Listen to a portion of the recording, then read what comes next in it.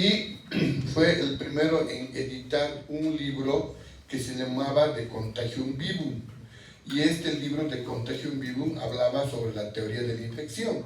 Él decía en el 1500 que se puede tener infecciones por contacto, por distancia y por fomites. Los fomites son objetos inanimados. Entonces estaba casi completo, ¿no?, toda la teoría de cómo se contagia. Entonces fue el primero en demostrar que sí había contacto directo con algún agente infeccioso, aunque no habían conocido los agentes infecciosos. Posteriormente, otro de los personajes que tenemos que estudiar es Anthony van Leeuwenhoek. Y Leeuwenhoek era un holandés que trabajaba en Delft y tenía su tienda de telas. En las mañanas trabajaba en la municipalidad y en la tarde vendía telas. Entonces, en su tienda de telas, él compraba barato para vender caro, ¿no?, así como cualquier tendero, ¿no? Si no, no habría negocio. Entonces, él pulía sus lentes de vidrio, de cristal, con lupas para poder ver la trama de las telas y ver qué finura tiene su tela que ha comprado y de eso ponerle un precio, ¿no? El otro día me he ido a comprar sábanas y decía 3000 hilos por hebra. Y puedo contarle, de hecho. Me han mirado, ¿no? En vez de contar, he visto el precio y digo, uy, Dios mío, no, uno ordinario nomás vendeme. Como soy tacaño, me he comprado uno menos de la mitad de ese precio, ¿no? Entonces yo digo, ¿qué diferencia habrá dormir en una sábana con 3000 hilos por hebra, con una sábana normal de la Max Parets, ¿no? Entonces, no sé. El día que compre y me duerma, les voy a contar. Entonces él hacía eso y siempre era observador, y un día estaba comiendo su asadito y que le iba a servir su hija y le pone pimienta porque no había llajua, le pica su lengua y dice, ¿quién me estará picando mi lengua?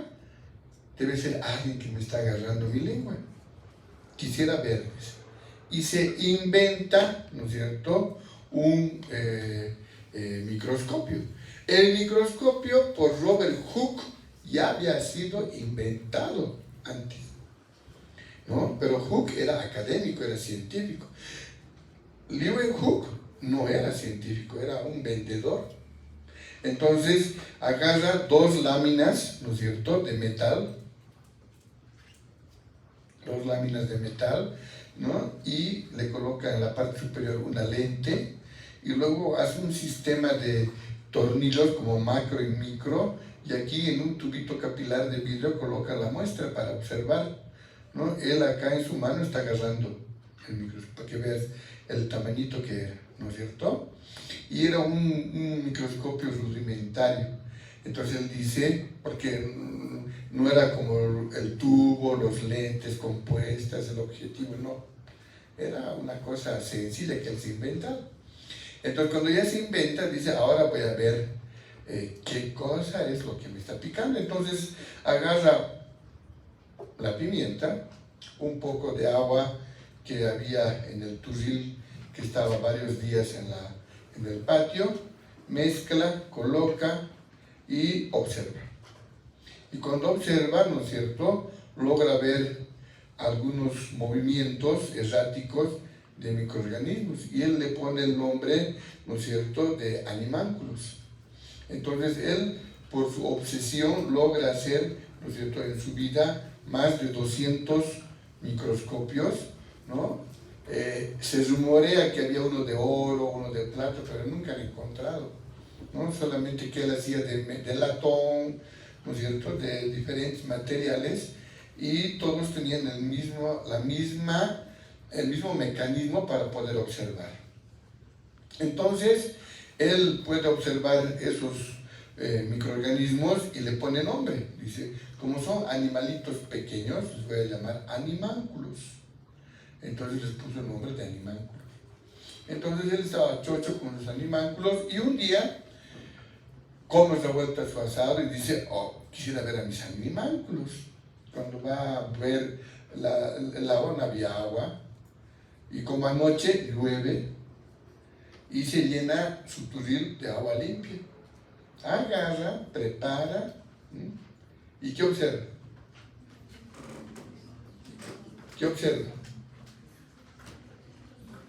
¿Qué observa? ¿Observó algo? No, nada. ¿Por qué? Porque el agua estaba limpia. Él estaba viendo microbios del agua.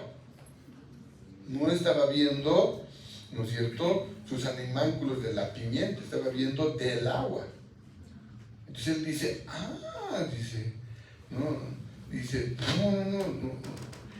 dice, estos animánculos no es de la pimienta, es del agua, dice.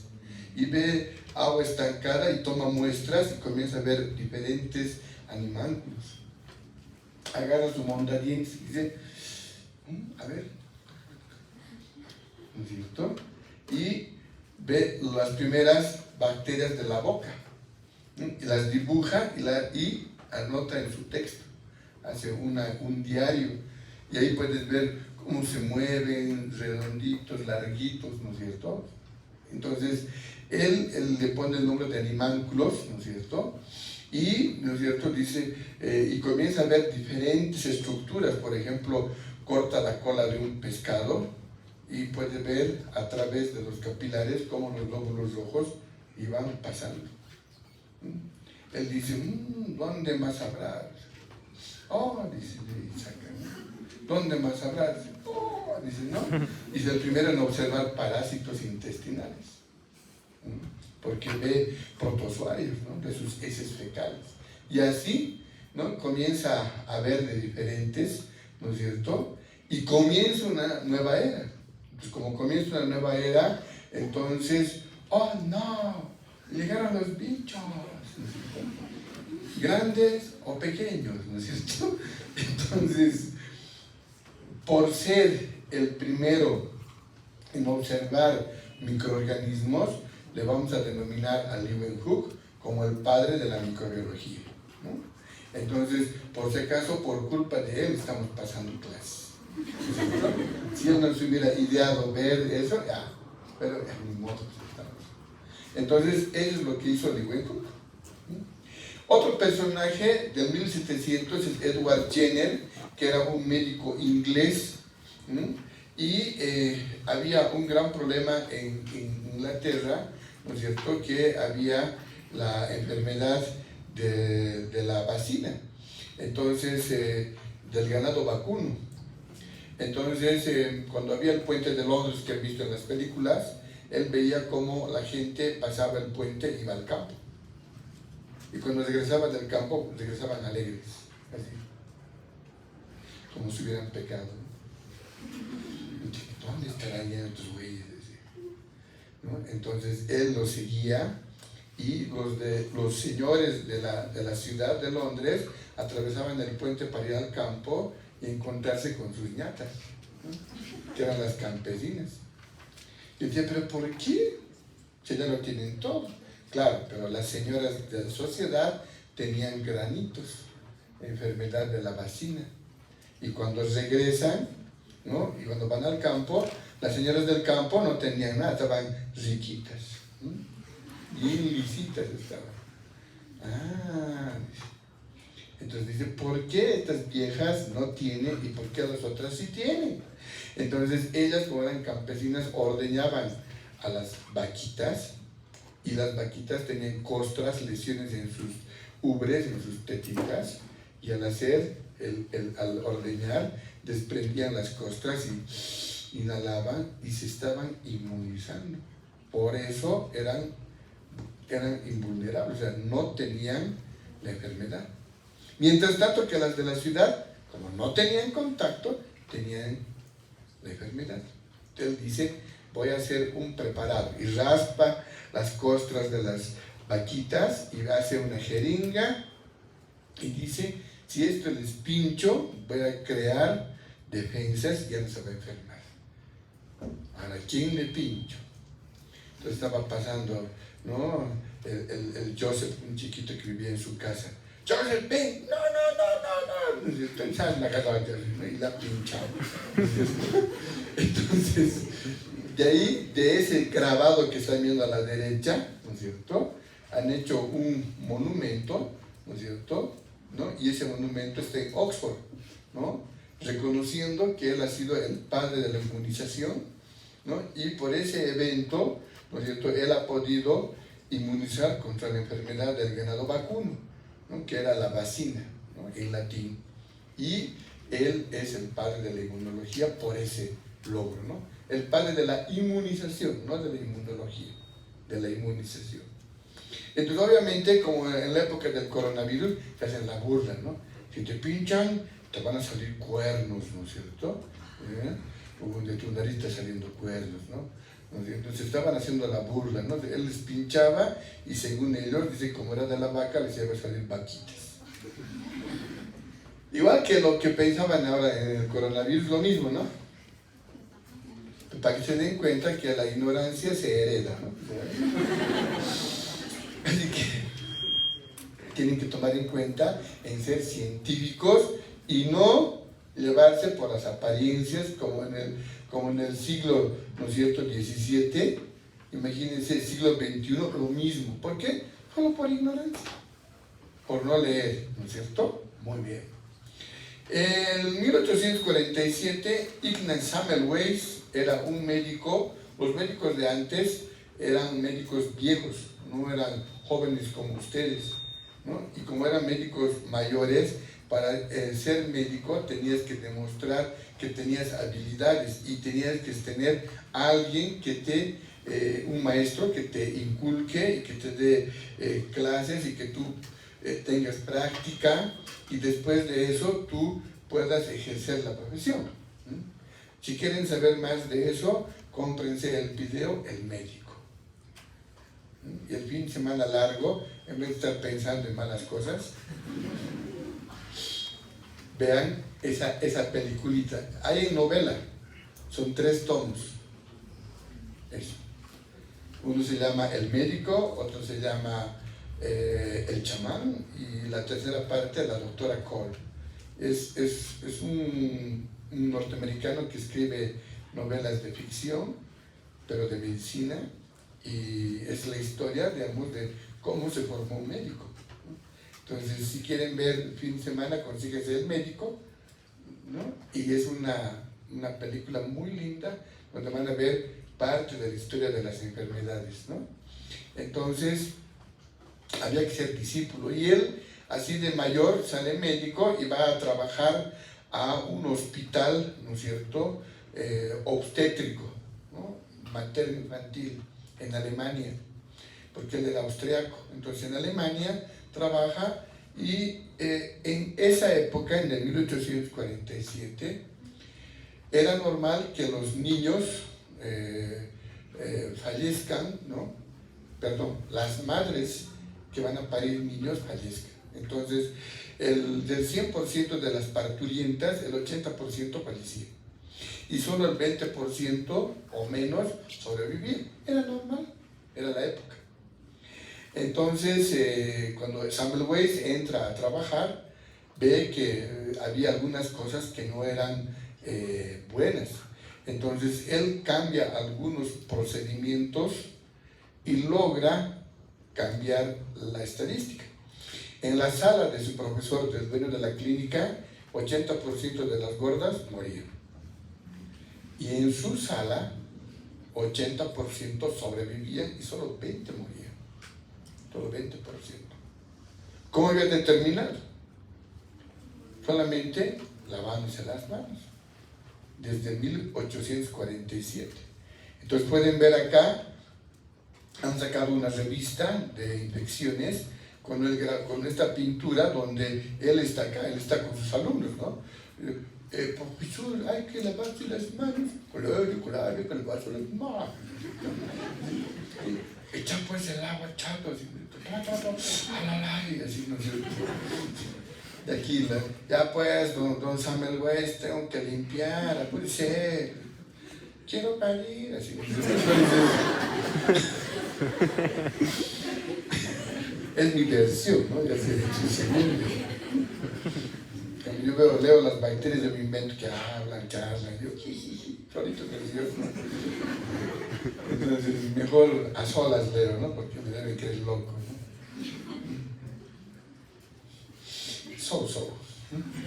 Entonces, por lo tanto, a Samuel Weiss le debemos mucho y vamos a determinar que él es el padre de la prevención de las infecciones intrahospitalarias.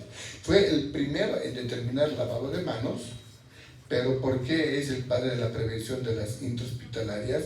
Porque el lavarse las manos en el hospital disminuye en un 80% las infecciones intrahospitalarias.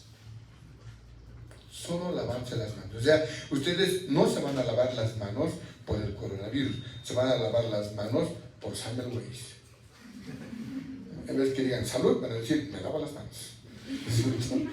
¿Sí? Por Samuel Weiss, ¿no es cierto?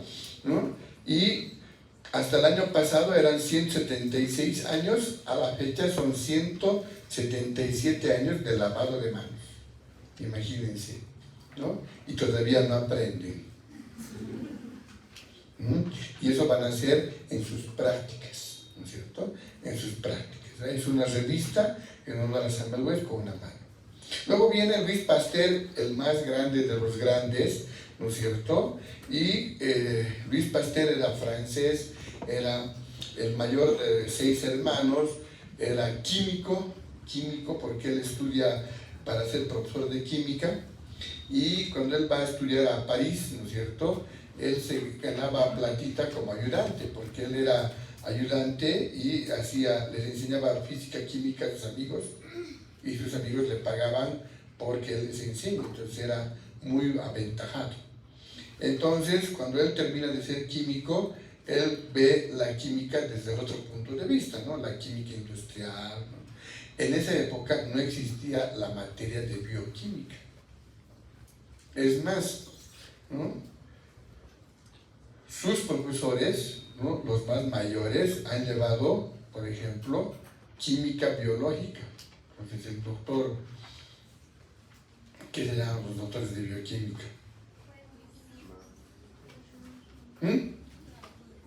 El doctor Cuevas, ¿y el otro doctor?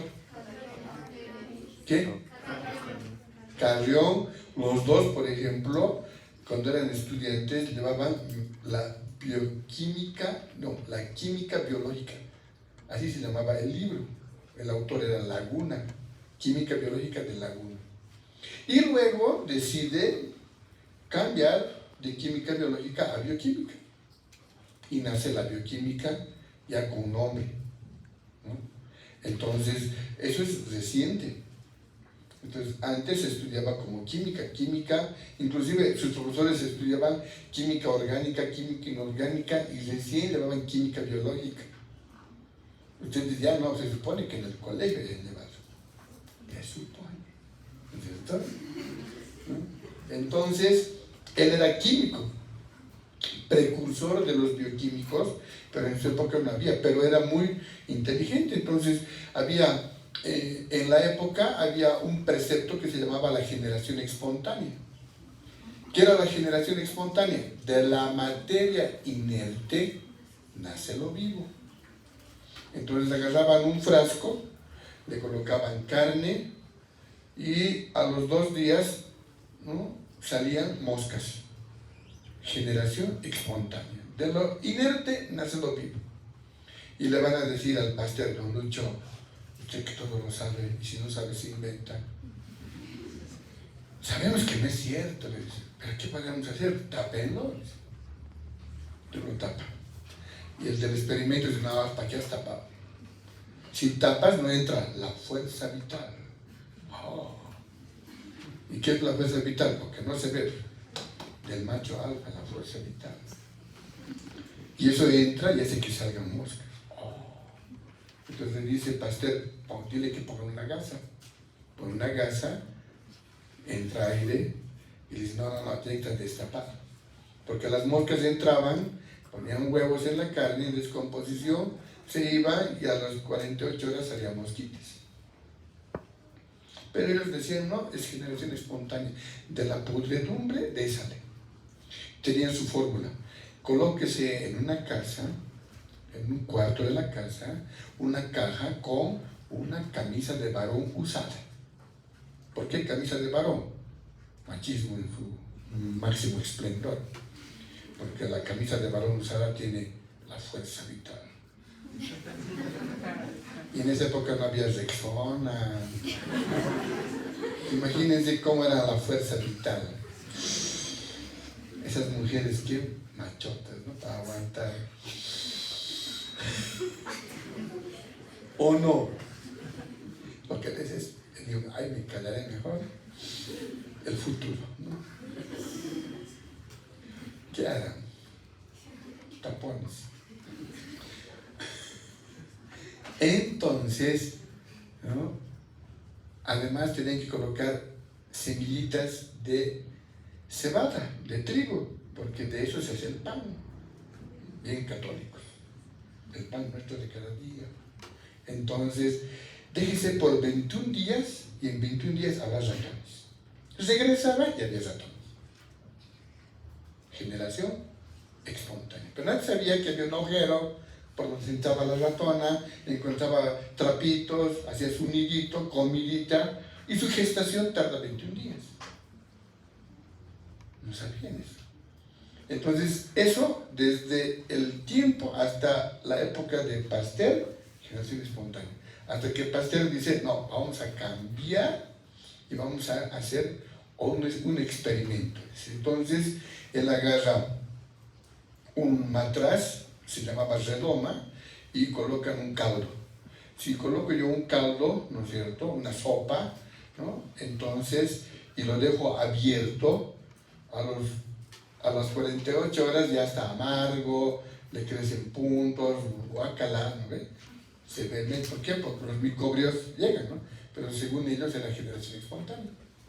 Entonces, como ellos decían que no hay que tapar, entonces él dobla el cuello, redomas o matraces en cuello de cisne, y hace hervir, y obviamente que los microbios entran y se quedan aquí, ¿no? No pasan acá. Entonces él coloca, ¿no es cierto?, hace ese experimento, guarda en un depósito, llama después de un par de meses y dice, voy a demostrar que no hay generación espontánea. ¿Cómo? Voy a romper los cuellos de estos matraces y me voy a tomar la sopa.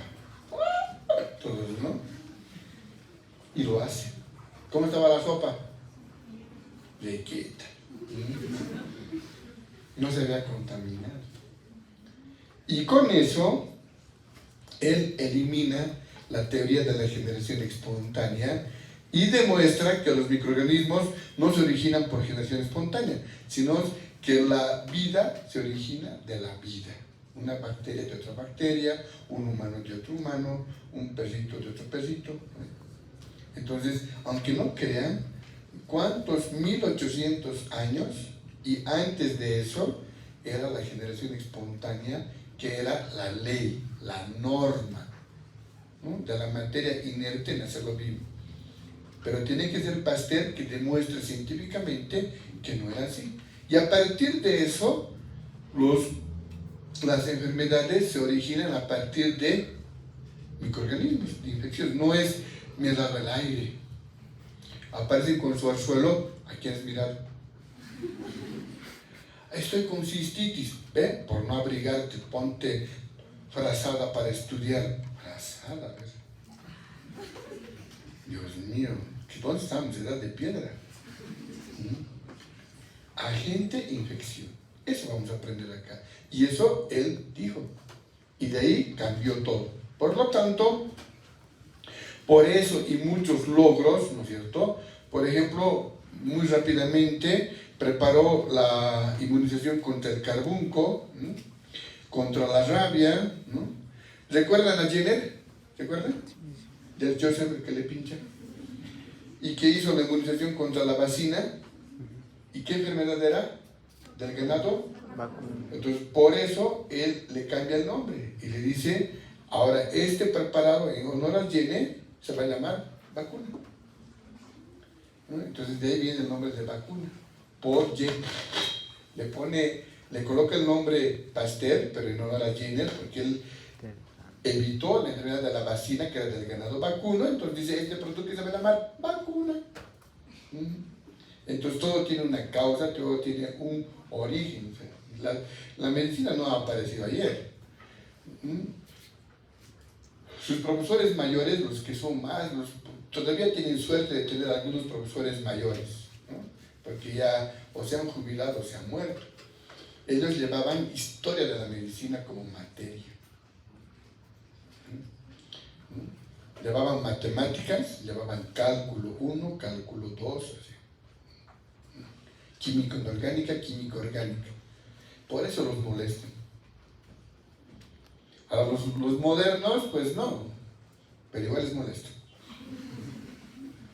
Entonces por eso le vamos a nombrar a Pasteur como el padre de la microbiología moderna, ¿no? Porque hizo muchos cambios. Podemos hablar toda la clase solo de Pasteur, ¿no? Ha hecho muchos logros, ¿no es cierto? Demasiados, yo diría. Otro personaje es Lister, ¿no? Y Lister era un cirujano, ¿no es cierto?, inglés también, que operaba, pero cuando operaban, recuerden que para esa época todavía no había mandil, no había bata. Entonces los médicos, como han visto de Semmelweis, iban con su terno, con su saco. Entonces, cuando uno entraba al hospital y los veía con bata, el que tenía la bata más sucia, ese era buen médico, tenía experiencia. Cuando entraban los jóvenes, con su bata bien limpia, limpio, decía, no, ese es nuevito, decía. Tienes que ir bien sucio tus mangas, todo. Ese tiene experiencia. Claro, todo sucio, contaminante. Entonces, eso van a ver en la película El Médico. A ver si me cuentan. Cuando tenga mi grupo, les voy a decir, ¿quiénes han visto El Médico?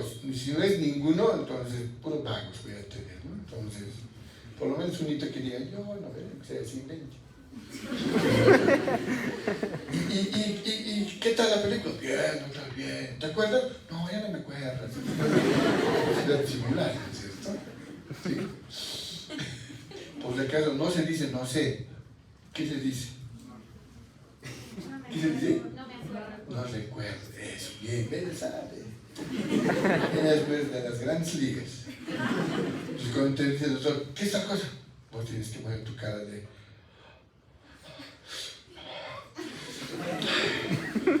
Está aquí, doctor, está aquí. No, tranquilo, no te pongas nervioso. Sí. Y te creen, ¿no? Yo no. Yo los voto. A ver. Espera. Claro, a mí no. Puedo ser chistoso, pero no somos. ¿Y qué hace Lister? Dice, como mucho se contaminan los pacientes, les pondremos una solución. Entonces, prepara fenol con F de olvidable, fenol, ¿no? Que era una sustancia de la época, ¿no? Ahora es muy agresiva, pero una sustancia química para desinfectar. Derivado del fenol, predecesor era el cresol. Yo cuando estudiaba en el hospital, en clases, las señoras limpiaban con cresol. El olor era terrible, ¿no? Entonces después han ido cambiando y ahora lavan con agua de lavandina, ¿no? Porque ha pasado el tiempo, ¿no? Pero el fenol era pues lo máximo, ¿no? Entonces él agarra y los fumigaba a sus pacientes para operar, ¿no?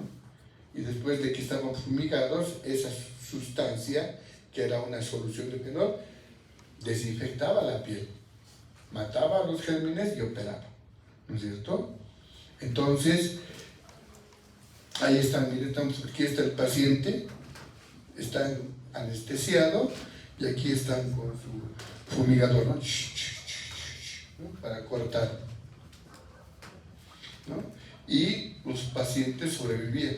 Entonces, si ustedes hablan con sus abuelitas y todavía siguen vivas, había un producto que se llamaba listerización, y era, ¿no es cierto?, un frasquito para enjuagarse la boca. ¿Ahora qué se llama? Listerina, de Lister. O sea, nada hay, no sé, qué raro, ¿por qué será? Es porque te da flojera estudiar. Yo voy a la tienda a estudiar, con mi lupa, me anoto, composición del jabón, con razón me hace nada. Entonces, y vienen los guaruras en el supermercado. Estoy comprando, tranquilo nomás. Porque me ven tomando apuntes, todo. Yo voy a estudiar, ¿no? Así que, si me ven medio loco ahí en el supermercado, soy yo. Y entonces, padre de la antisepsia quirúrgica. ¿Qué es la antisepsia? El conjunto de procedimientos físicos y bioquímicos para llegar a la asepsia, o sea, para la limpieza que hacen ustedes para poner una inyección, se llama antisepsia. El lavado de manos se llama antisepsia. Entonces, esta es la antisepsia, ¿no? Entonces, es el padre de la antisepsia, ¿no? Entonces, aquí el pobre ya estaba viejito, no escuchaba nada, y entonces le hacía la mano, ¿no?, con la listerización, ¿no es cierto? Parece que se nos fue la mano con el fenol, ¿no es cierto? Entonces ahí está todos, ¿no? El más, ¿no?, limpio.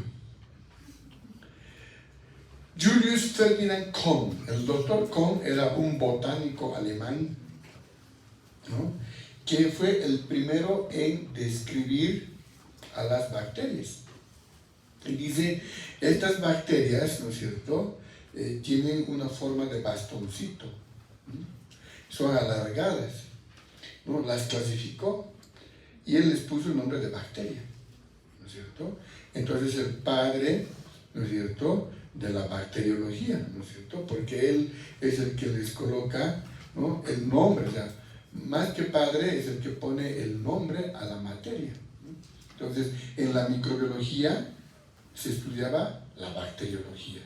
Gracias a quién? A Kohn. ¿Por qué? Porque él le pone el nombre a ese bastoncito largo que se ve, le pone el nombre de bacteria. Entonces de ahí nace el nombre de bacterias. El eterno rival de Pasteur, Robert Koch, ¿no? ¿Ustedes qué dicen? Koch, ¿no? Koch, por favor, Koch, ¿no? Como Pasteur, Pasteur. ¿Sí? Imagínate que yo me vaya a Estados Unidos, Julius Boom, ¿no? Nada que ver, Julio Luna no me puede hacer. Y Robert Koch, ¿no es cierto?, era alemán, y este era un médico de provincia.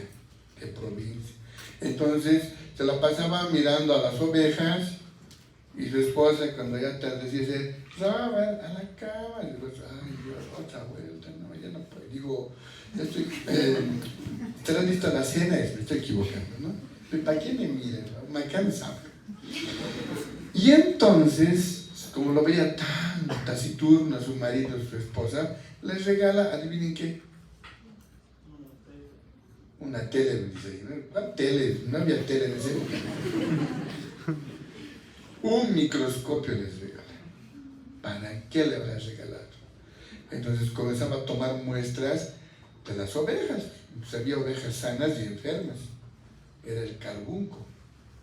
Entonces lo que le llaman el anthrax.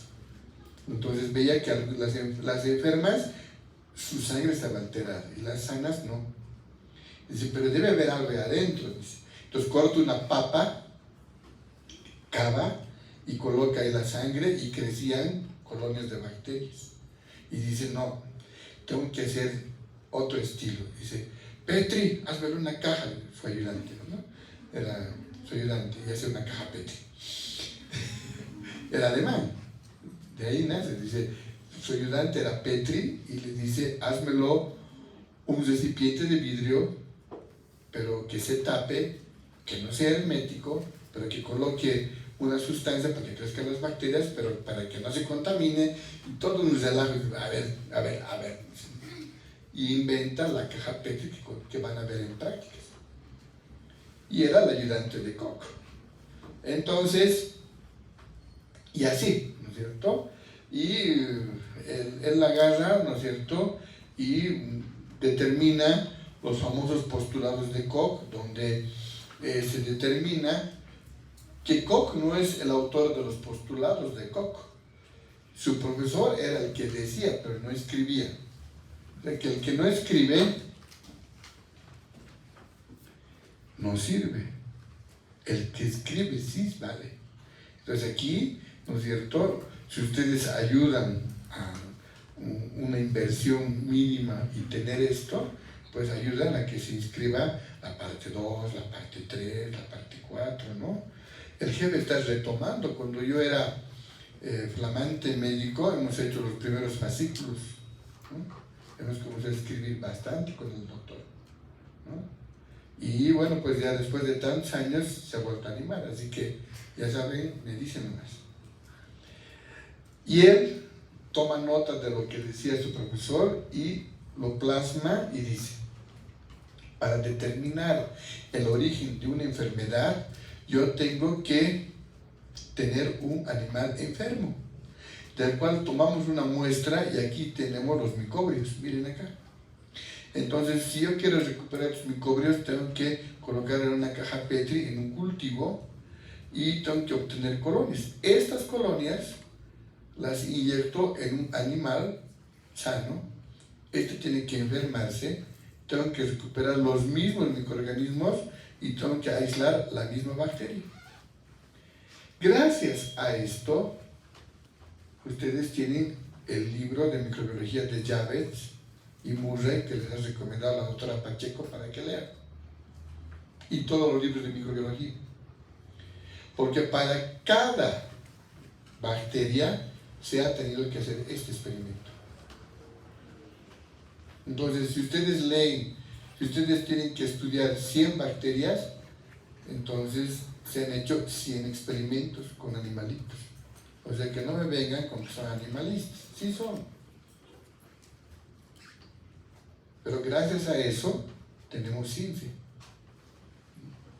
Por acaso mi generación operaba perros. Así hemos aprendido cirugía. 7 perros teníamos que operar. Esa es mi generación. Ya después ha venido la doctora Velasco y ha dicho: no hay que matar perros. Él es animalista, así que con los que les toque. Y les he enojado, se ha peleado con los doctores, con el estudiante. Y luego han dicho: ya no. Y en el hospital teníamos un quirófano para animalitos, esterilizamos todo.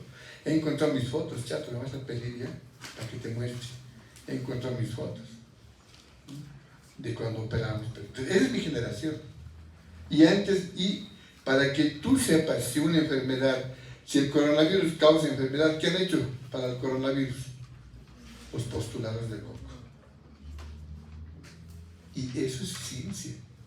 Entonces, si tú no sabes los postulados de Koch ni para qué sirve, entonces no tiene sentido seguir estudiando medicina. Gracias a esto, ahora existen los postulados moleculares de Koch. Porque hay otras enfermedades que ya no son de transmisión, ¿no es cierto? ¿Sí o no? Bueno, estamos en febrero, ¿no? ¿Qué es el 14? San Valentín. Pues vamos a hablar de un enamorado, el doctor Halsted, ¿no es cierto? Es el inventor de los guantes de látex. Entonces, él trabajaba en el hospital y tenía a su chica, que era una enfermera, ¿no? Así como la ven, guapo, ¿no? Entonces trabajaba en el John Hopkins, ¿no es cierto? Y la Caroline Campbell, su chica, tenía un eczema, ¿no? Le salían granitos por lavar con desinfectantes, ¿no? Por el Lister dice: hay que desinfectar todo. Entonces con listerina, y la listerina de esa época era el fenol, y con eso le sale un eczema. Entonces su pobre dice: hola mi amor, y su mano bien áspera: ¿qué quieres, mi vida? Y la Caroline: ay mi amor, es que tanto lavar los instrumentos, mira, me salieron los granitos, así, ¿no? Ese también Wallister es un... casi digo, casi no. Entonces dice él, vamos a ver qué les regalo el 14 de febrero. Entonces va a una empresa, la que hacía llantas, Goodyear, y le dice, ¿me pueden hacer unos guantes de goma? Ya, ¿qué te pasa, chato? Sí, en serio, delgaditos así, que se les todas las... Y se lo hacen, ¿no? Se lo hacen, ¿no? Entonces, se lo hacen unos guantes que se podían esterilizar, que sean resistentes al calor y a los químicos. Y ese día, el 14, ¿no es cierto?, le entrega a su novia y le dice, mi amor, ahora sí, ya no tendrás eczema. Y entonces la Carola, ay, qué lindo regalo, imagínate. Entonces cuando llegue el 14, vas a decir, ¿cómo es? ¿Qué bolas traes? Ahí lo dejaremos, no hablen más. Yo no he dicho, él ha dicho, ¿qué han dicho? Yo no he dicho nada. Entonces, Halsted, por amor, inventa los guantes de látex que ahora utilizan. ¿Qué les parece? Interesante, ¿no? ¿Quién sabe el más grande de todos, pero muy poco se habla, es Christian Graham? Y Christian Graham era un médico, ¿no? Danés, ¿no? Que, así igual de mayor, que trabajaba en patología, haciendo muestras histopatológicas, y había un conflicto entre su profesor y otro científico en cuál era el origen de una neumonía. Y él agarra hacia la tinción diferencial y logra, ¿no es cierto?, de diferenciar en gram positivos de color violeta y en gram negativos de color fucsia, rosado, a las bacterias. Su profesor decía que era un gram negativo el causante de neumonías, pero él determina que era un gram positivo, uno de color violeta. Entonces, a partir de Christian Graham adelante, la norma es que el primer procedimiento para diagnosticar en bacteriología es la tinción de Graham, desde 1889. O sea que eso van a hacer en prácticas, ¿no? Haciendo homenaje a Christian Graham. Miller es un médico alemán, ¿no es cierto?, que se trabajaba con Robert Koch, se nacionaliza norteamericano, ¿no? Él era dentista, ¿no? Y es el primero en escribir un libro sobre las enfermedades dentales desde el punto de vista microbiológico, ¿no? Entonces, el libro de microbiología médica se separa y saca un libro de microbiología oral. Entonces, a él lo tienen en un monumento como el padre de la microbiología bucal, ¿no? Entonces, cuando se habla de la microbiota oral, bucal, Dios mío, es un zoológico. Entonces, es otra cápita el aprender la microbiología oral, ¿no? No es tan sencillo, hay libros solo de eso, ¿no? Entonces, Miller, padre de la microbiología bucal. Dmitry Ivanovsky era un médico ruso, ¿no es cierto?, que en su época estaba de moda la planta que era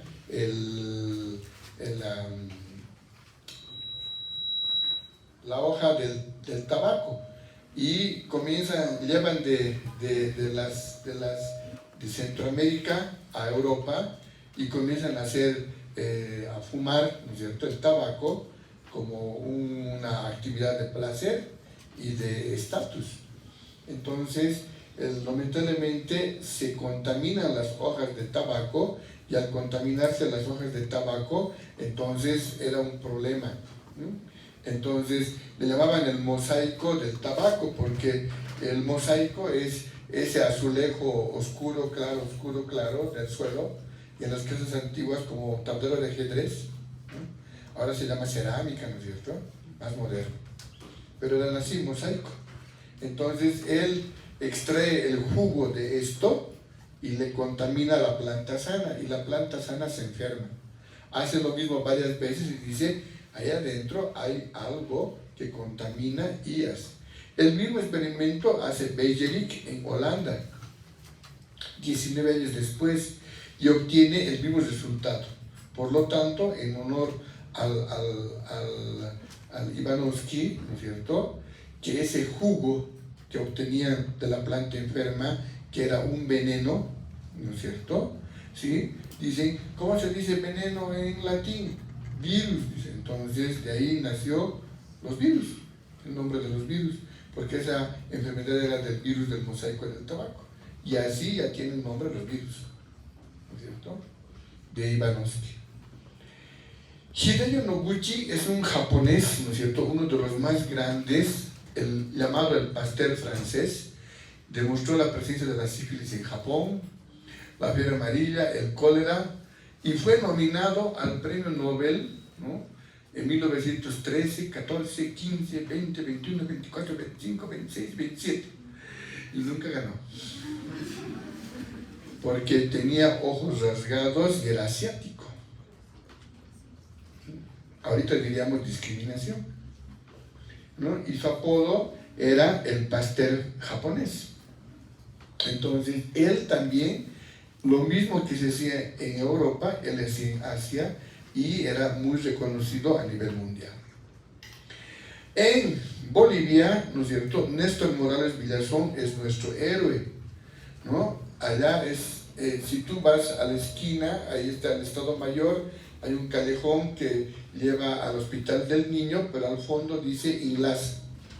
Y detrás de ese Inlaza hay una casita bonita, que era la casita de Néstor Morales Villazón, y Néstor Morales Villazón funda el Instituto Bacteriológico.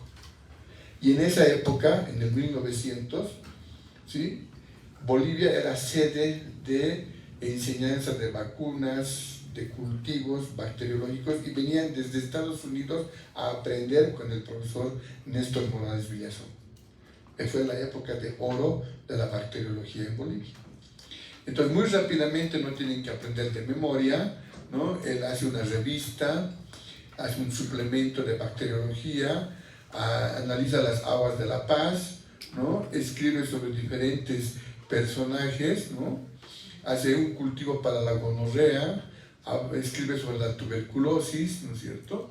Entonces habla de Pasteur, ¿no?, hace una vacuna, ¿no es cierto?, varias vacunas, y por lo tanto lo vamos a llamar el padre de la microbiología boliviana, ¿no?, a Néstor Morales Villazón, ¿no?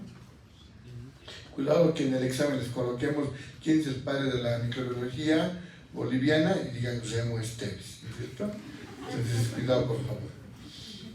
Su ayudante era el doctor Ventemillas, que llegó a ser ministro de Salud, ¿no? Entonces, él, cuando era interno de medicina, ¿sí?, él tenía un paciente que no tenía diagnóstico, y lo que hacen es tomar una muestra y él ve diferentes tinciones para bacterias.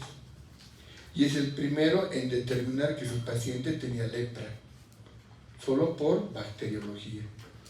Él no era médico clínico, y esa es su tesis de eso, él era solamente interno de medicina.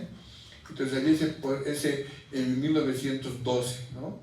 Entonces realiza sus tinciones y ve que se trataba de lepra, ¿no es cierto?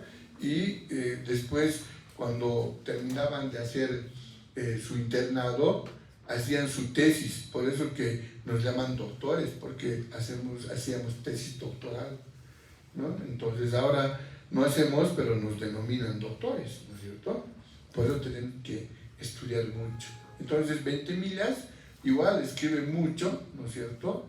Era el ayudante preferido, llegó a ser ministro de Salud, y le vamos a denominar el padre de la consolidación de la microbiología boliviana, ¿no? Entonces, aquí podemos ver una imagen de 1915, ¿no? Pues aquí está el doctor, ¿dónde está aquí? El doctor Luna, el doctor Esteves, el doctor Chigoso, etc. Y bueno, pues yo he incrementado unas láminas más, ¿no? porque una de mis colegas, ¿no?, me ha reclamado, me ha dicho, oye, puro hombres, y las mujeres. Entonces, por favor, denme 10 minutos más para hablar de las mujeres. Pues vamos a ver las heroínas, ¿no es cierto? Entonces, ahí están algunas heroínas de la microbiología, ¿no? Ahí encuentro esta página chiquita. Una de ellas es la famosa, la Catherine Evans, ¿no es cierto? Y la Catherine Evans, ¿no es cierto?, trabajaba con la leche y descubre que la brucelosis, ¿no?, estaba en la leche fresca que no había sido tratada. Obviamente se enferma con brucelosis, la nombran presidenta de la Asociación Americana de Microbiología, pero no asiste, porque estaba enferma. Dice, estos bichos me odian, decía, ¿no? Entonces, ella, ¿no es cierto?, es nombrada para muchas cosas, pero no le dan ningún premio Nobel. Pero ella es la que genera de que la leche debe ser pasteurizada para ser consumida. Entonces, cuando tomen su leche que diga UHT, significa pasteurización, ¿no? Obviamente que la pasteurización inventó Pasteur, pero ella le puso un juego con la leche, porque Pasteur hizo para el vino y ella para la leche. Catherine Evans, no se van a olvidar. La Rebecca Lansfield es más conocida, ¿no? Ella comenzó a estudiar los estreptococos, ¿no es cierto?, y los volvió a clasificar a los estreptococos, ¿no es cierto?, y ahí está en su laboratorio con muchas cajas Petri, ¿no es cierto?, y hizo esa clasificación de los estreptococos, ¿no?, en ciertas características de la pared celular, que cuando lleven estreptococos, en la primera página de sus libros, ahí habla de Rebecca Lansfield. Entonces, la Rebecca Lansfield, ¿no es cierto?, tampoco le dieron el premio Nobel. Es más, el premio le dieron a su marido. ¿Qué ha hecho? Adivinen qué ha hecho. Se ha divorciado. Claro, un Nobel es un Nobel. Entonces, para que vean, ¿no? La doctora Pittman, ¿no es cierto?, trabaja haciendo vacunas, ¿no? Ella hizo el inicio de la vacuna de la tosferina, la doctora Pittman, ¿no? Y como había muchos efectos secundarios por la toxina, ella comienza a arreglar esa vacuna, ¿no es cierto? Y ella fue la directora de los biológicos de las vacunas, una mujer, ¿no es cierto? Y este es que me interesa mucho, la Esther Lederberg, ¿no es cierto?, que es una genetista en bacteriología, que fue la que descubre los bacteriófagos. Entonces ella tenía su cultivo y desaparecían las bacterias de su cultivo. Y ella decía, alguien se lo está comiendo, ¿no? Debe ser alguien que come bacterias, un bacteriófago. Y los bacteriófagos son virus que comen a las bacterias. Entonces ella fue la primera en descubrir, ¿no es cierto?, al bacteriófago, ¿no? Y la han denominado la madre de la, como hay padres, hay madres también, ¿no?, de la genética bacteriana, ¿no?, de la genética bacteriana, ¿no? Ahí más o menos tenemos, ¿no?, un bacteriófago, cómo descubre, ¿no es cierto? ¿No? Ahí está, ¿no?, madre de la genética, ¿no? Porque el padre de la genética es uno que no tiene hijos, ¿no? ¿Quién es? Un cura. Eso, de padre no tiene nada, ¿no? Un padre sin hijos, es raro, ¿no? Entonces es la madre, ¿no?, de la genética, ¿no? Tampoco le han dado el premio Nobel, porque era mujer, ¿no? O sea que había mucha discriminación antes, ¿no?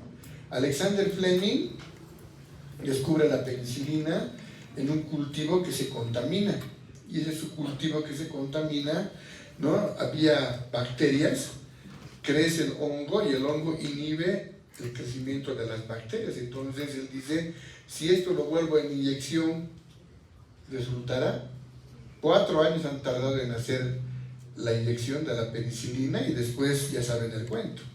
Comenzó la era de los antibióticos, gracias a él. En la inmunología también hay unos nombres en la inmunología. Susumu Tonegawa, que llegó al premio Nobel del 87, Susumu Tonegawa de extracción humilde. Para estudiar, él ganó una beca y le llevaron a Estados Unidos 3 meses. Cuando se venció su beca, le dijeron, de vuelta al Japón, pero estoy haciendo un experimento con los doctores. Nada, Hapuko, vámonos. Y luego sus profesores tuvieron que charlar, hablar para que regrese. Cuando regresó le dijeron, tú vas a hacer este experimento. Tienes que evidenciar la reorganización somática de los genes de la inmunoglobulina que caracteriza los tejidos benéficos. Y él ha dicho, ya, lo hago. ¿No es cierto? Y gracias a eso, que publicó en 76, después que lo deportaban, lo traían, le dan el premio Nobel. Ya dejan de fastidiar con la discriminación, ¿no? Entonces, él, por ejemplo, es uno de los grandes hombres, Susumu Tonegawa, de extracción humilde que ha subido muy lejos. Fíjense la foto. Era joven, tenía pelo y creía en el amor. Había un congreso en Cusco de la Sociedad Científica de la Federación Latinoamericana. Yo viajo, como era presidente de la Sociedad Científica, voy y reunión, una budera. Como estaba Fujimori de presidente, lo hace traer al premio Nobel japonés para que dé su charla en el teatro de Cusco.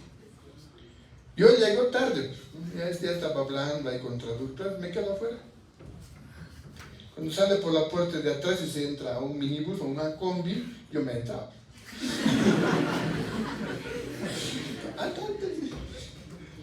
Y uno de los chicos de Santa Cruz me sacó una foto. Después los guardias me han bajado. Pasaron muchos años y me llega una carta de Santa Cruz y me dice, doctor, esta es la foto que le tomé cuando éramos jóvenes. Y me llegó la foto. Bueno, Doctor House.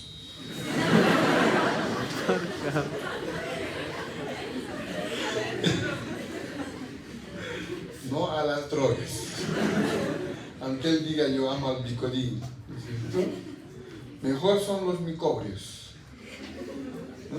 Y en esta clase hemos hecho un tributo a los padres de la medicina, de la microbiología. Si llegan a entrar a la sala de profesores, tenemos un cuadro pintado. ¿Quién es él? Néstor Morales Villazón, lleno de bacilos. ¿Quién es él? Pasteur, ¿no? La pasteurización del vino. ¿Quién es él? Koch, ¿no es cierto? Robert Koch y la tuberculosis, ¿no? Entonces, siempre hacemos un tributo a los padres y ya vamos a terminar, el tiempo pasa. Y como la historia de la microbiología es muy amplia, siempre hay que ver quiénes han sido los padres de qué y hay que retribuir, ¿no es cierto? Él es mi profesor, el doctor Remo Esteves, que lo han conocido, el Papá Noel, ¿se acuerdan? ¿Sí o no? Él, cuando trabajaba en bacteriología en el Japón, el Barbas Chocas, con su barba roja, ¿no es cierto? Guapo, ¿no? Y yo era así.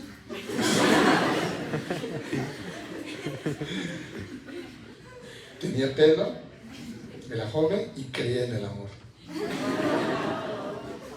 Y nos hemos conocido, ¿no es cierto? ¿Sí? Y he sido su primer ayudante del doctor y hasta ahora seguimos siendo amigos, ¿no? Y el tiempo va pasando, ¿no es cierto? Pues, era cuando yo era ayudante, ¿no? Bueno, y ahora estamos así. Así que tenemos que retribuir a quien te ha enseñado, ¿no es cierto? A los padres de la microbiología. Cuidado que ya padre de la microbiología Remo Esteves, cuidado. Él va a estar feliz, pero entonces será aplazado. Así que yo agradezco el que me hayan regalado 10 minutos más de su tiempo y nos vemos la próxima.